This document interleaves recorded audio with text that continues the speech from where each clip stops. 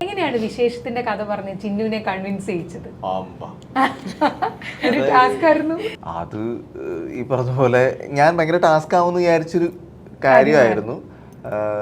പക്ഷെ ചിന്നുവിന്റെ എന്ന് വെച്ചാൽ നമ്മൾ കഥ പറയുന്ന ആൾക്കാർക്ക് തിരിച്ചുള്ള റെസ്പോൺസ് എങ്ങനെയാന്നുള്ളതാണ് വളരെ ഇമ്പോർട്ടന്റ്. അത് നല്ലതാണെങ്കിൽ നമുക്ക് കഥ പറയാൻ ഒരു എനർജി കയറും. അതെ, ചിന്നു നമുക്ക് ഭയങ്കര പ്രോത്സാഹനം തരുന്ന ഒരാളാണ്. വേറെ ഒന്നുമല്ല, ആ കഥ കേൾക്കുന്ന ബോഡി ലാംഗ്വേജിൽ തന്നെ നമുക്ക് കിട്ടും. സൂം കോളിലാണ്. അപ്പം എനിക്ക് സൂം കോളൊക്കെ ഭയങ്കര പേടിയുള്ള കാര്യമായിരുന്നു. But it when well. എല്ലാം കഴിഞ്ഞിട്ട് ഒരു ചടങ്ങാണ്. ഇതിൽ നായകൻ ആരാന്ന് പറയുന്നത്. അപ്പം വർക്കായി, കഥയൊക്കെ വർക്കായി എന്ന് പറഞ്ഞു. അപ്പൊ സൂര്യചേട്ടൻ ഭയങ്കര നൈസായിട്ട് അല്ല, ഇത് ചിന്നുവിന്റെ മനസ്സിൽ ആരാണ് ഇതിന്റെ നായകനായിട്ട് ഉള്ളതെന്നൊക്കെ പറയുന്നു. ചിന്നു തന്ന ആ മറുപടി എനിക്ക് ഒരുപാട് സന്തോഷം തരുന്നതാണ്. ഇത്ര നേരം പുള്ളി ആനന്ദേട്ടൻ പറയുന്നതാണല്ലോ ഞാൻ കേട്ടോണ്ടിരുന്നത്. ഞാൻ ഇപ്പൊ പുള്ളിയെ തന്നെ ആലോചിച്ചുള്ളൂ, വേറെ ഒന്നും കിട്ടിയില്ല.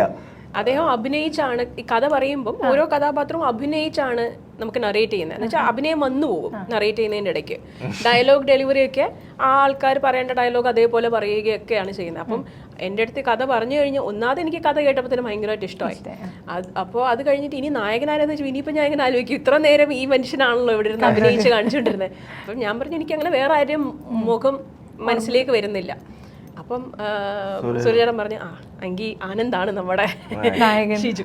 അപ്പൊ അങ്ങനെ ഒരു ഉത്തരം കിട്ടിയത് എനിക്ക് ഭയങ്കര കോൺഫിഡൻസ് തന്ന ഒരു കാര്യമായിരുന്നു. കാരണം അവിടെ ചെറുതായിട്ട് ഒരു നെറ്റ് ചുളിച്ചാൽ പോലും നമ്മളൊന്ന് ചിന്തിക്കും. അപ്പൊ അത്തരത്തിൽ എനിക്ക് അതൊരു ഭാഗ്യമാണ്. ചെറുതായിട്ട് നെറ്റ് ചുളിച്ചാൽ ഞാൻ ആ സിനിമയിലില്ല. അങ്ങനെയല്ല, കാരണം പക്ഷെ അതും ഒരു തരത്തിൽ പറഞ്ഞു കഴിഞ്ഞാൽ സൂര്യചേട്ടൻ നമ്മുടെ ഡയറക്ടർ ഞാൻ കഥ പറയുമ്പോൾ അഭിനയിക്കുന്നുള്ള അല്ലാതെ ഈ ക്യാമറയുടെ മുമ്പിലുള്ള ഇതെനിക്ക് വശമില്ല. ആനന്ദ് പറഞ്ഞ പോലെ ഞാൻ ഇപ്പൊ ചിന്നുവിന്റെ മുഖത്ത് നോക്കിയിരുന്നു എന്തായിരിക്കും ആ റിയാക്ഷൻ. അപ്പൊ എന്തായിരുന്നു ആനന്ദിന്റെ ആ ഒരു തോട്ട്, ആനന്ദാണ് ഇതിലെ നായകൻ എന്നറിയുമ്പോൾ? അത് ഞാൻ എഴുതുമ്പോൾ ഒരിക്കലും അങ്ങനെ ധരിച്ച്, ഞാൻ ഒരു കഥ എഴുതുമ്പോൾ ഇങ്ങനെ നായക സങ്കല്പത്തിൽ എഴുതാറില്ല, അല്ലെങ്കിൽ ഇയാളാന്ന് വെച്ച് എഴുതാറില്ല. എഴുതി കഴിഞ്ഞ് ഇതിന്റെ തുടക്കം ഉണ്ടാവുന്നത് നമ്മൾ ഈ പിച്ച് ചെയ്യാൻ പോകുമല്ലോ, കഥ ചെയ്യാൻ. അപ്പോൾ ഒരു ഇടയ്ക്ക് ബേസിലിന്റെ അടുത്ത് ചെന്നു. അപ്പൊ ബേസിൽ കഥ മുഴുവൻ കേട്ടു. അപ്പൊ ബേസിലിന് കഥയൊക്കെ ഇഷ്ടമായി. എന്നിട്ട് പുള്ളി വളരെ സിമ്പിൾ ആയിട്ട് വന്നിട്ട് ചോദിച്ചു, ഇത് ചേട്ടൻ അങ്ങനെ ചെയ്താൽ പോരെ ചോദിച്ചു. അപ്പൊ എന്റെ അവസ്ഥ എന്ന് വെച്ചാൽ ഞാൻ ബേസിലിന് ഓർമ്മയുണ്ടോന്ന് എനിക്കറിയില്ല, പക്ഷെ ഞാൻ വന്നത് ബേസിലിനെ കൊണ്ടിരിക്കാറുണ്ട്. അപ്പൊ അവിടെ നിന്ന് ഇറങ്ങി കുറച്ച് കഴിഞ്ഞപ്പോ പിന്നെ സൂര്യചേട്ടൻ കുറച്ചു നേരം മിണ്ടുന്നില്ല. ഇതൊക്കെ കഴിഞ്ഞ് കുറച്ച് കാലഘട്ടം കഴിഞ്ഞപ്പോഴാണ് സൂര്യചേട്ടൻ പറഞ്ഞത്, ഞാനിത് പലവട്ടം നിന്നോട് പറയണമെന്ന് കരുതിയത്, നിനക്ക് അങ്ങനെ ചെയ്താൽ പോരെ.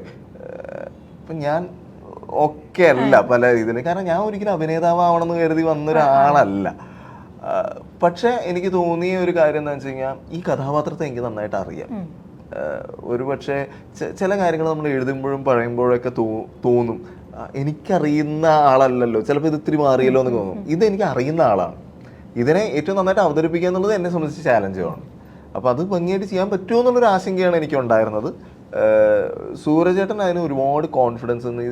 ഈവൻ എനിക്ക് ഓർമ്മയുണ്ട്, ചില പ്രൊഡക്ഷൻ ഡിസ്കഷനിൽ വരുമ്പോൾ അവർ ചോദിക്കുമല്ലോ, നമുക്ക് വേറെ ഇല്ലല്ലോ, ഇത് ആനന്ദാണെങ്കിൽ ആ രീതി ചിന്തിച്ചാൽ മതി, അങ്ങനെ ഞങ്ങൾ ചെയ്യുന്നുള്ളൂ. അത് ഞാൻ പറയുന്നത് എൻ്റെ ഭാഗ്യം എന്ന് പറയുന്നത് എൻ്റെ ചുറ്റുമുള്ള ഇവരൊക്കെ തന്നെയാണ്. അത് എപ്പോഴും കിട്ടില്ല.